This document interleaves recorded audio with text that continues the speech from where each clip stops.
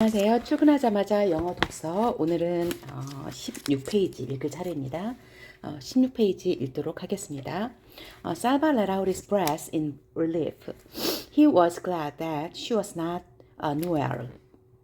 The Noel and Dinka had a long history of trouble. No one, it seemed, was sure where Noel land ended and Dinka land began. So each tribe tried to lay claim to the areas richest in water in winter. Over the years, there had been many battles, large and small, between Dinka and Nuer.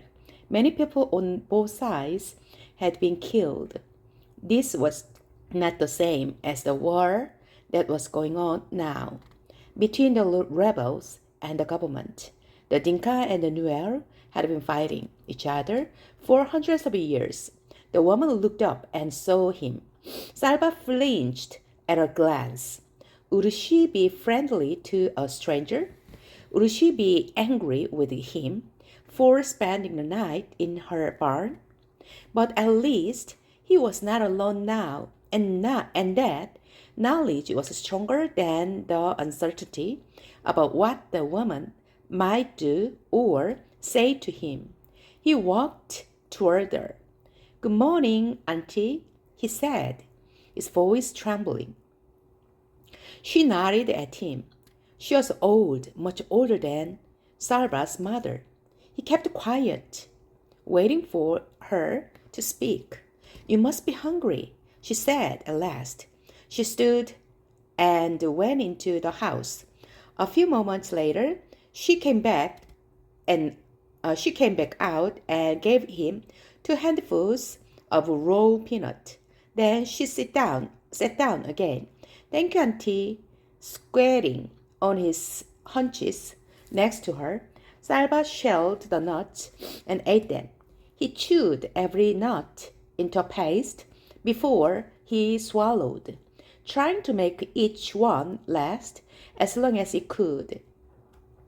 The woman sat without speaking until he was finished. Then she asked, "Where are your people?" Salva opened his mouth to speak, but his eyes filled with tears again and he could not answer. She frowned. "Are you an orphan?" He shook his head quickly. For a moment, he felt almost angry. He was not an orphan. He had a father and a mother. He had a family. I was at school. I ran away from the fighting. I do not know where my family is. She nodded. "A bad thing, this war. What are you going to do? How will you find them?" Salva had no answer. He had hoped that the woman might have some answers for him. After all, she was an adult. Instead, she had only questions. Everything was upside down. Salva stayed in the woman's barn again that night.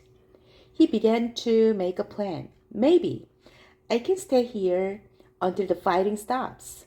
Then I will go back to my village and find my family." He worked hard so he would not send him away. For 3 days, he fetched firewood from the burnt bush and water from the pond, but the pond was drying up. Each day, it was harder to fill the gourds. During the daytime, Salva could hear the distant booming of artillery from the fighting a few miles away.